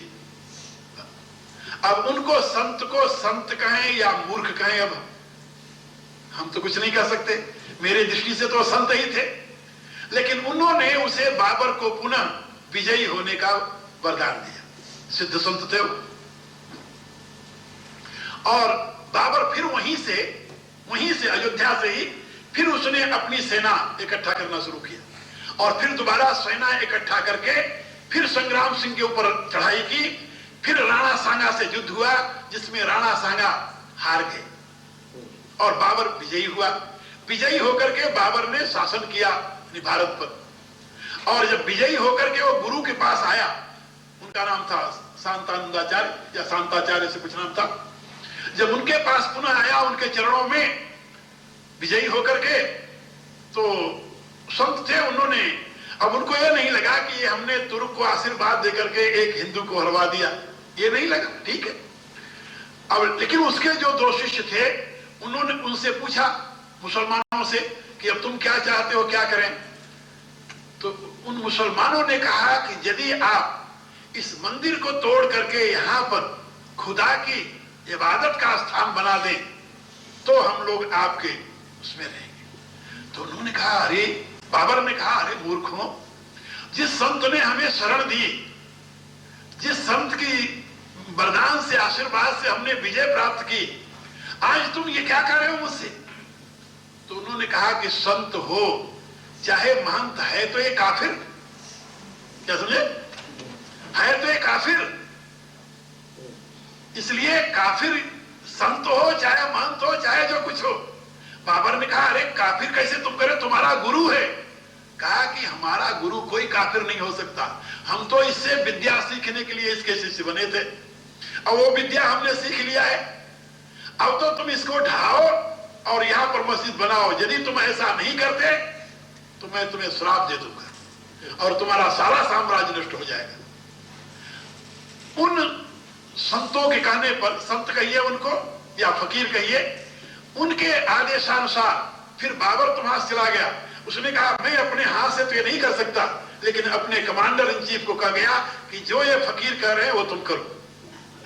और फिर उसके निर्देशानुसार वो मंदिर तोड़ने की बात फैल गई। और अगल बगल के जब हिंदुओं को यह पता चला तो सब एकत्रित होकर के उसकी रक्षा के लिए आ गए। 1,42,000 हिंदू उस राम मंदिर के तोड़ने और रक्षा करने के युद्ध में मारे गए। 1,42,000 इतिहास के पन्नों में दखल। 1,42,000 के मरने के पश्चात फिर जब देख लिया बाबर की ये मंदिर नहीं टूट सकता, तब उसने दूर से तोप के द्वारा मंदिर के शिखर को उड़ाया, जिसमें 1,42,000 हिंदू मरे थे। जब मंदिर का शिखर टूट गया तो लोग हार गए, क्या करते हैं। और उसके पश्चात मंदिर तो नहीं टूटा, लेकिन मंदिर का शिखर तोड़ करके उसी के ऊपर उसने गोला गुम्बज बना दिया। गोला गुम्बज तो मंदिर का नीचे का भाग आज भी मंदिर का है और मंदिर जैसा है, ऊपर केवल गोला गुम्बज है, मस्जिद की आकृति दे गई वहां पर। और वो भी जब वो आकृति दे रहे थे तो टूटता जा रहा था। उसके लिए फिर उन्होंने कहा कि भाई इसको कैसे बचाया जाए। तो उन फकीरों ने कहा कि यहाँ के देवता हनुमान जी हैं, यदि हनुमान जी को तुम सिद्ध मना लो तब ये मस्जिद बन सकती है, अन्यथा नहीं बनेगी। कहा हनुमान जी कैसे मानेंगे। कहा इस मस्जिद का नाम तुम मस्जिद न रखो, इसका नाम तुम कुछ और रख दो। तो उस मस्जिद का नाम जानते हो क्या है कागजों में? सीता रसोइया। सीता रसोई। और सीता रसोई बिल्कुल मस्जिद के बगल में वहां एक कोठरी है, उस कोठरी में चौका बना हुआ है, वहां बेलना रखा हुआ है, जिसने जाकर देखा होगा। हम तो वहां रहे हैं 3 वर्ष तक अध्ययन काल में। वहां चौका रखा हुआ है, बेलना रखा हुआ है, उसको सीता रसोई कहते हैं। मस्जिद के बिल्कुल दीवार बगल में और घेरे में, उसी कंपेस में और बगल में मस्जिद बना हुआ है। तो ये मैं आप लोग बता रहा था कि जो भारत का इतिहास सुना रहा था, जिस वंश में राणा सांगा हुए थे, जिस वंश में राणा प्रताप हुए, राणा सांगा के पिता राणा कुंभा हुए, उस वंश का प्रारंभ होता है बाप्पा रावल से। और बाप्पा रावल के जानते हो 400 पुत्र थे। 400। कल्पना कीजिए, एक व्यक्ति के 400 लड़के। हाँ, ये इतिहास की घटना है। 100 स्त्रियां थी उनके और 400 पुत्र थे। और उन्होंने ये मैं आपको बता रहा हूं, जो बाप्पा रावल की संतान 1000 वर्ष तक हिंदू धर्म की रक्षा के लिए लड़ती रही है। वही 400 पुत्रों की संतान, 400 पुत्रों की संतान 1000 वर्ष तक हिंदू धर्म की रक्षा के लिए लड़ती रही है। और उसी का एक वंशज बाप्पा रावल के चौथी पीढ़ी में, जो चित्तौड़गढ़ से हट करके नेपाल चला गया था, आज नेपाल में हिंदू राष्ट्र की स्थापना की बैठा हुआ है। नेपाल के जो महाराजा हैं, ये बाप्पा रावल के वंशज हैं। बात समझे? तो ये इतिहास मैंने इसलिए आपको सुनाया कि बाप्पा रावल ऐसे महापुरुष, उनके शरीर में वही मनुष्य का ही वीर्य था। एक पुत्र से, यानी एक व्यक्ति से 400 पुत्र हो गए। 400 पुत्र से हजारों आगे संतानें बढ़ी और 1000 वर्ष तक हिंदू धर्म के लिए वो राजपूत लड़ते रहे। उनकी संतानों को राजपूत कहते हैं। तो ये है यदन्नेन अतिरोहत। एक अन्न के द्वारा ही तो विस्तार हुआ। यदि आपके पास ऐसी शक्ति हो जाए कि आप अपने सीमन को यदि आप दृढ़ करें, संशोधित करें, तो एक बूंद से, चलो एक बूंद में 5 अरब स्पर्म होते हैं, एक बूंद से 5 अरब बच्चे न पैदा कर सके तो 5 तो कर सकते हैं। और जन्म भर में आपके शरीर में कितना सीमन होता है, जरा सोचो, कितने उसमें बच्चे पैदा हो सकते हैं यदि आपके पास दृढ़ संकल्प हो और आपका वीर्य तेज युक्त हो। यानी विषय के लिए नहीं, केवल संतान उत्पत्ति के लिए आप उसका त्याग कर सके, उस पर पूरा कंट्रोल हो। कितनी संतानें आप उत्पन्न कर सकते हैं, कल्पना कीजिए आप जरा। इसलिए कहता है यदि अन्य न अतिरोहत। और वो जो विस्तार हुआ मानवता का, किससे हुआ? अन्न से। अन्न न होता तो वीर्य न होता, वीर्य न होता तो आगे संतान न होती। तो विस्तार किससे होता है? यदि अन्य न अतिरोहति। वह अन्न से ही प्रकाशित होता है, अन्न से ही विस्तार को प्राप्त होता है। ये वेद कहता है कि तुम अपने अन्न को संशोधित करो, परिमार्जित करो और उससे तुम्हारा विकास होगा। हमारे यहां शास्त्र में बताया गया, आत्मा वही जायते पुत्र। पुत्र क्या है? कहा पिता की आत्मा। पिता की आत्मा पुत्र के रूप में प्रकाशित होती है। बात समझे? यदि पिता का वीर्य शक्ति युक्त है तो उसकी संतानें शक्तिशाली होती है। और यदि उसका वीर्य मरा हुआ है, मरा हुआ तो कैसी संतानें पैदा होंगी? आप जरा स्वयं सोचो। इसलिए मैं आप लोगों से बता रहा था कि वेद का जो ये संदेश है, उत अमृतत्व से ईशान, ये मृत सृष्टि जो है वो मृत का नहीं, अमृतत्व ईशान, वह अमृतत्व का स्वामी है। अमृतत्व ही सर्वरूप में प्रकट हुआ है, लेकिन उसका विस्तार कैसे होता है? यद अन्नेन अतिरोहति। वह अन्न के द्वारा विस्तार को प्राप्त होता है, वृद्धि को प्राप्त होता है। और वही वृद्धि जो है वही राष्ट्र रूप में परिणित हो जाती है। तो विराट से व्यक्ति, व्यक्ति से राष्ट्र, कितना अद्भुत ये क्रम है। और इस अद्भुत क्रम को आप जब अध्ययन करेंगे तो आपको कहीं भेद नहीं मिलेगा। एक से अनेक कैसे होता है? एकम बीजम बहुधाय करोति, एको वसी निष्क्रियाणाम बहुनाम एकम बीजम बहुधाय करोति।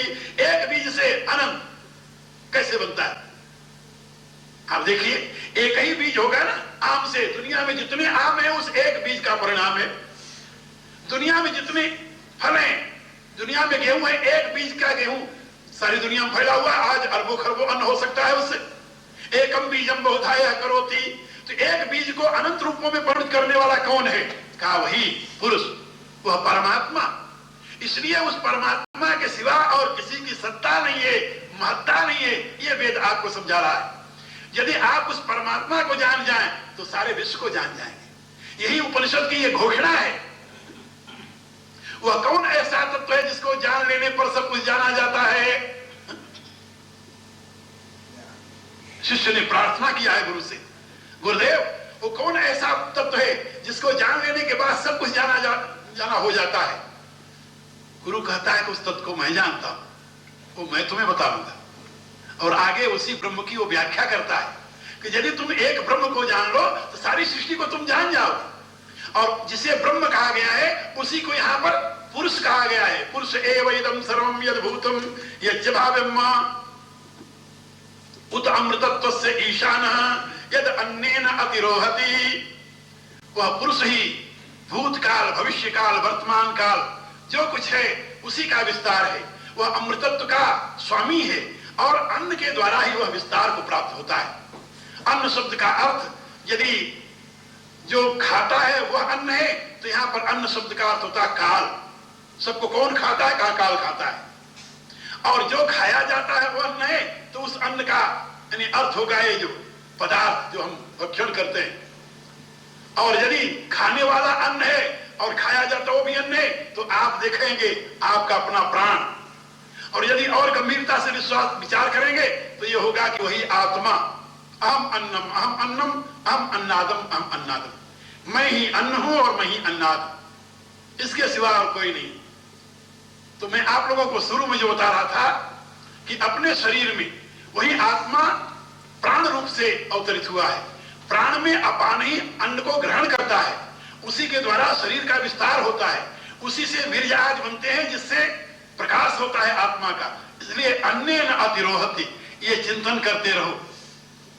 सर्वरूप में परमात्मा है, वह अन्न के द्वारा विस्तार को प्राप्त हो रहा है। ऐसा चिंतन करते हुए अपने अन्न को शुद्ध बनाओ, अपने आहार को शुद्ध बनाओ, जिससे तुम्हारा शुद्ध विस्तार हो, शुद्ध प्रकाश हो। इन्हीं शब्दों के साथ आज का ये प्रवचन ही विश्राम पाता है। समय आज बहुत हो गया, लेकिन कुछ बातें ऐसी बतानी थी।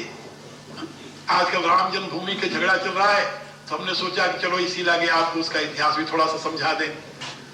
किस प्रकार से बाबरी मस्जिद बनी राम जन्मभूमि पर। और इसके साथ ही मैंने आप लोगों को जो इस मंत्र की व्याख्या सुनाई है, कल मैं आप लोगों को इसके आगे वाले मंत्र की व्याख्या सुनाऊंगा। वहां पर जो है उतामृतत्वस्य सानो यदन्ने नातिरोहति एतावानस्य महिमा अतो जायांस पुरुष। इस मंत्र की व्याख्या हो सकता है 3 दिन में यही एक मंत्र पूरा होगा, तो आप केवल 3 मंत्र की व्याख्या सुन पाएंगे। और यदि हो सकता है कि 2 दिन में 3 दिन में एक मंत्र और 2 मंत्र हो जाए, तो उसका 4 मंत्र की व्याख्या सुन लें। लेकिन अब हम इससे अधिक और कुछ कर भी नहीं सकते। तो भगवान की बड़ी करुणा रही है जो आप लोग इतने धैर्य से इतने सूक्ष्म विषयों को चिंतन के साथ सुना है। और कल मैंने अपने सभी शिष्यों को ये कहा था कि हम एक मीटिंग करेंगे शाम को, उसमें सब आए। तो सब तो नहीं आए, अब क्यों नहीं आए तो सब शिष्य जाने। लेकिन जो लोग आए उनका परिणाम बहुत सुंदर रहा, हमें बड़ा संतोष हुआ। मैं 10 वर्षों से इस देश में काम कर रहा हूं और मेरी एक चाह है कि मैं अपने विचारों से जो वेद से लेकर के हनुमान चालीसा तक जुड़ा हुआ है, समझे तो आप लोग जानते हो, वेद से लेकर हनुमान चालीसा तक जुड़ा हुआ है, वह शुद्ध सात्विक सनातन धर्म के विचार आप लोग अपने जीवन में उतारें और उसका स्थायी रूप से आपके जीवन में प्रभाव पड़े। उसके लिए मैंने सोचा कि यदि यहां पर काम करना है तो अपने लिए एक अच्छा केंद्र होना चाहिए जहां से इस काम का विस्तार हो। पहले हमने अपना एक प्रिय शिष्य यहां बैठाया ब्रह्मदेव के रूप में। 4 वर्षों में कितना काम हुआ आप लोग जानते हो, कितना परिवर्तन हुआ आप लोग जानते हो। और सबसे मजे की बात जो रही वो ये रही कि जो हमारे बहुत कट्टर विरोधी हैं यहाँ पर, जो ये कहते हैं कि इनके आते ही हमारा रोजगार खत्म हो गया, भगवान की कृपा से उनका रोजगार और वृद्धि को प्राप्त होने लगा। क्यों हुआ? कि हमारी केस्टों को, हमारे विचारों को बेचारे सुनते हैं, पढ़ते हैं और वो जाकर उसमें व्याख्यान देते हैं। अब उनके व्याख्यान से लोग समझने लगे कि भाई बात तो ये भी वही बताते हैं। तो इनडायरेक्टली ऐसे लोग ज्ञान के चोर तो कहे जाते हैं लेकिन और शास्त्रों में ऐसे लोगों की निंदा भी है, बहुत निंदा की गई है। यहां तक कहा गया है कि सबसे बड़ी चोरी होती है यानी गऊ की और स्वर्ण की, पाप के रूप में, लेकिन उससे भी महापापी होता है जो किसी ज्ञान की चोरी करता है, यानी जिससे ज्ञान ले और गुरु के रूप में उसको स्वीकार न करके कहे कि ये हमारे अंतर से प्रस्फुटित हुआ है, वो ज्ञान चोर है। और ऐसे अघी के लिए शास्त्र में कहीं भी क्षमा नहीं है। लेकिन मैं हृदय से उन समस्त चोरों को मुक्त करता हूं और भगवान से प्रार्थना करता हूं कि हे प्रभु वो ज्ञान चोर ना माने, उनको ज्ञानी ही माने दुनिया। खैर ये तो हुआ। और इसके साथ एक बात और भी मैंने देखी, कई ऐसे हैं हमारे आचार्य थे तो वो एक कहानी सुनाया करते थे कि एक व्यक्ति ने कहा कि मैंने 18 अध्याय गीता पढ़ी, गुरु किसी को नहीं बनाया। तो कहा बिना गुरु बनाए तूने गीता कैसे पढ़ ली? उसने कहा कि मैंने अपने पंडित वेश को बनाया और एक विद्वान के पास गया और उससे पूछा कि भाई तुम संस्कृत जानते हो? तो हाँ। गीता जानते हो? बोले हाँ। अरे हाँ कहते हो, गीता पढ़ने जानते हो? बोले हाँ। प्रथम अध्याय प्रथम श्लोक क्या है? धर्म क्षेत्रे कुरुक्षेत्रे संवेता जुस्व। अरे पढ़ना ही जानते हो, लिखना भी जानते हो? उसने सोचा कि कोई महापंडित है, आया है, हो सकता है हमारी परीक्षा में यदि हम पास हो जाए तो हमें कहीं अच्छी जगह लगा देगा। बेचारे कहता नहीं मैं लिखना भी जानता हूं। अच्छा लिखो, बोले अध्याय का पहला श्लोक। वो लिख दिया, धर्म क्षेत्रे कुरुक्षेत्रे संवेता जुजुस्व, 3 बार रिपीट कर दिया, लिख दिया। और उन्होंने लिया उससे और धर्म क्षेत्रे कुरुक्षेत्रे संवेता जुजुस्व याद कर लिया। उन्होंने कहा कि 1800 पंडितों को डांट करके 700 पंडितों को डांट करके 700 गीता के श्लोक लिखवा लिया और याद कर लिया और गुरु किसी को नहीं बनाया। अरे उसने कहा मूर्ख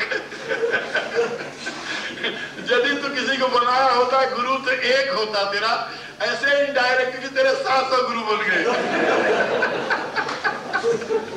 तो ऐसे भी बहुत लोग हैं हाँ कि गुरु तो हम किसी को नहीं बनाते, ज्ञान सबसे ले लेते हैं। खैर चलो, लेकिन हमारे यहाँ एक शास्त्र का यह सिद्धांत है कि विद्या फलवती नहीं होती। एक महापुरुष थे, उन्होंने तपस्या करके सरस्वती को प्रसन्न किया और उससे विद्या दे वरदान ले लिया। इतिहास की घटना है। लेकिन जब राज दरबार में गए शास्त्रार्थ करने के लिए तो हार गए। तो उन्होंने कहा कि तो मेरा अपमान हो गया। आए, उन्होंने भगवती सरस्वती के सामने प्रतिज्ञा की कि मैं अपना वध कर, और वहां पर यह प्रतिज्ञा थी कि जो हार जाएगा वो आत्ममृत्यु यानी दंड भोगेगा। अब वहां से उन्होंने कहा कि मैं तो मर जाऊंगा। जब मरने लगे देवी सरस्वती प्रकट हो गई। उन्होंने कहा ये क्या कर रहा है? अरे कहा देवी तू मेरे सामने से हट जा। कहा क्यों, क्या हुआ? कहा भरे सभा में राज दरबार में मेरा अपमान हो गया। कहा क्यों अपमान हुआ? कहा शास्त्रार्थ में मैं हार गया। कहा क्यों हार गया तू? पहले इसके पता किया। कहा तुम्हारे वरदान से हमें विद्या मिला था और विद्या का हमारे अभिमान था, हमने शास्त्रार्थ के लिए ललकार हार गया। उसने कहा कि विद्या तुम्हें दे दिया लेकिन विद्या तेजवती नहीं हो सकती।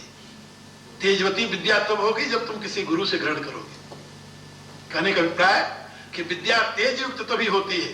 वेद मंत्र में आप पढ़ते हैं ओम सहनावतु सहनौ भुनक्तु सह वीर्यं करवावहै तेजस्विनावधीतमस्तु। तो तेजस्विनावधीतमस्तु क्या?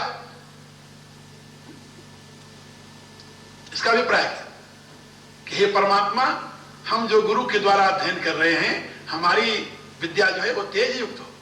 तो तेज युक्त तभी विद्या हो सकती है जब किसी गुरु के पास जाकर के उससे तुम ग्रहण करोगे। तो ये मैं आपको बता रहा था। तो लोगों में भावना भी है, आदर भी है। खैर जैसा हुआ। अब हम ये सोच रहे हैं कि यहाँ पर पहले ब्रह्मदेव थे, अब लोग हमसे कोशिश करने लगे। यहाँ बैठे हुए ठाकुर सिंह जो एमसेडम से आए हुए हैं और भी हैं कुछ लोग, इन सब की चाह हुई कि यहाँ एक कोई दीदी जरूर रहे। तो ब्रह्मऋता जी ये पहले प्रोफेसर थी, अच्छी विद्वान है, और मेरे पास ऐसे समझ लो कि मेरे पास है इन्होंने दुनिया को देखा है, आंख खोला जैसे कहते हैं, आंख खोलने वाली बात।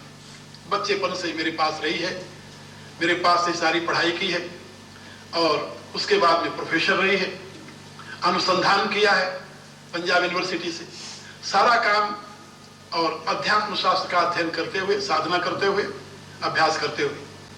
तो मैंने सोचा कि यहाँ पर ब्रह्मऋता से यदि चलता है काम तो ठीक है, क्योंकि एक दिन और मैंने बताया था ना कि देवियों के लिए सबसे निकट अप्रोचेबल जो होती है कोई देवी होती है, अपने हृदय की बात कर सकती हो, समझ सकती है। किसी पुरुष के पास जाकर हृदय की बात कहेगी तो उसे एक तो लज्जा आएगी, और यदि कह भी दिया तो बात सुधर भी नहीं सकती, एक बात। लेकिन ये रोग यहाँ है, हमारे भारत में तो है नहीं। यहाँ भी स्त्रियां चाहती हैं कि हम अपनी बात किसी पुरुष से ही कहें, पता नहीं उनको क्या मिलता है, या उनको अभ्यास पड़ा हुआ है पुरुष से अपनी बात कहने की, भगवान भला करे। तो ये मैंने देवियों के लिए पहले भी ये नियम बनाया कि देवियां यदि देवियों के पास जाकर के रहें, उनसे साधना सीखें, उनसे अभ्यास करें। अब यहाँ पर एक रोग भी, ये भी रोग चला हुआ है कि कोई स्त्री गुरु नहीं हो सकती। अरे हम कहाँ मूर्ख हो, हमारे यहाँ तो वेद में सबसे पहले माता को गुरु माना गया है। सबसे पहले गुरु कौन होती है? माँ।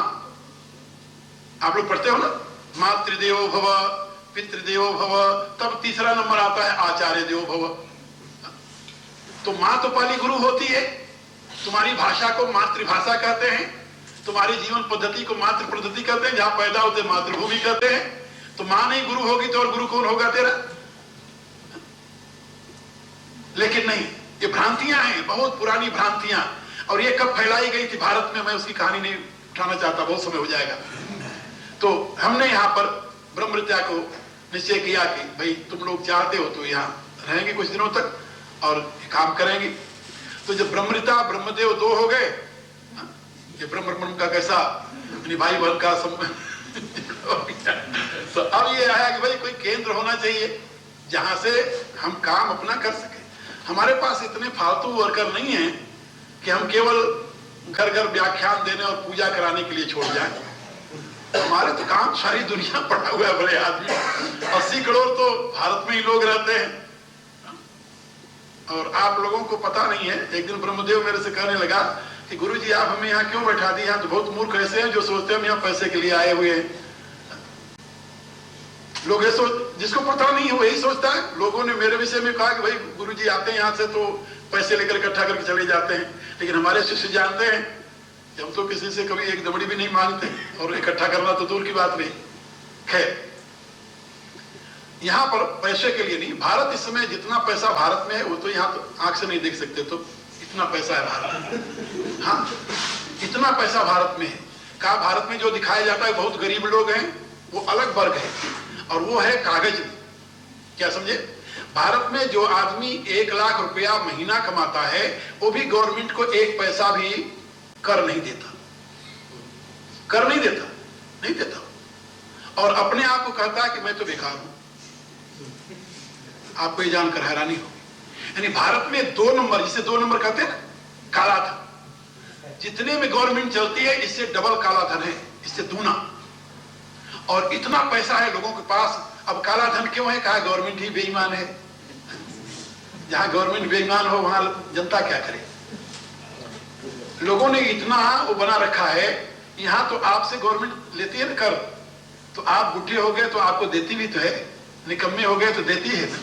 वहां तो जितने कर लेते हैं उतना केवल उनकी पार्टी के चुनाव में लग जाता है, और अपने ऐशियात में जनता मरती है तो कल मर जाए उनकी तरफ से।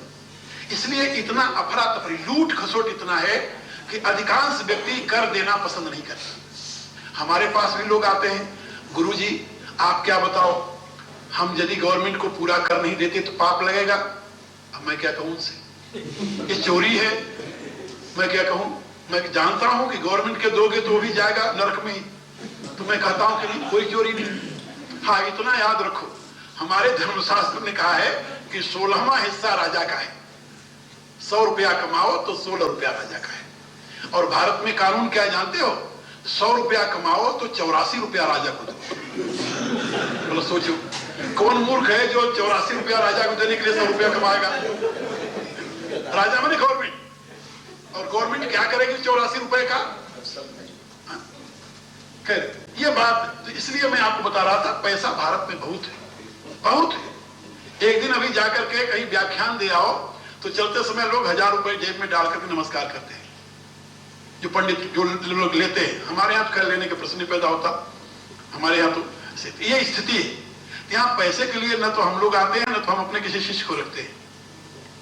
हाँ इतना जरूर है कि मेरी चाह है कि यहाँ के लोग अपने धर्म के विषय में सजग, और ये चाह क्यों हुई ये भी मैं बता रहा हूँ कि मैं तो सारे दुनिया में घूम रहा हूँ, आप लोगों को मालूम है। 12 महीने में पूरा दुनिया घूमता हूँ एक बार, और फिर भारत जाता हूँ, 4 महीने बाद फिर लौटता हूँ, फिर घूमता हूँ। यहाँ पर हमारे उत्तर प्रदेश के हमारे इलाके के लोग,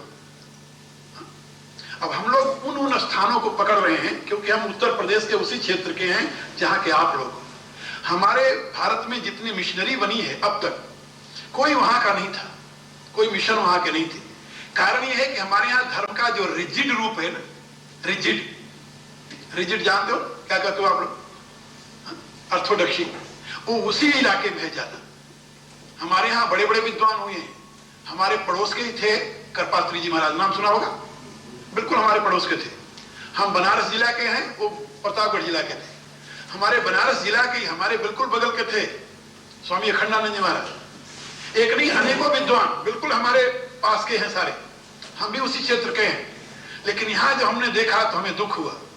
एक पहला व्यक्ति मैं हूं, ऐसे समझ लो, पूर्वी उत्तर प्रदेश नहीं पूरे उत्तर प्रदेश से, जिसने विदेशों में मिशन स्थापित किया है। नहीं तो हमारे यहाँ के विद्वान कहते हैं समुद्र पार गए तो भ्रष्ट हो गए। सबसे पहले जब मैं ब्रह्मदेव को भेजा तो इनके एक बड़े भाई हैं, वो एक महात्मा उनके पास रहते हैं, वो भी अच्छे विद्वान हैं।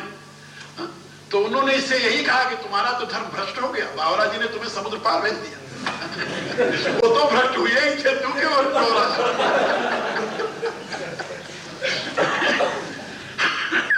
तो मैं आप लोग को ये बता रहा था कि हमारे यहाँ तो लोग ये सोचते हैं कि समुद्र पार गया तो डूब गया।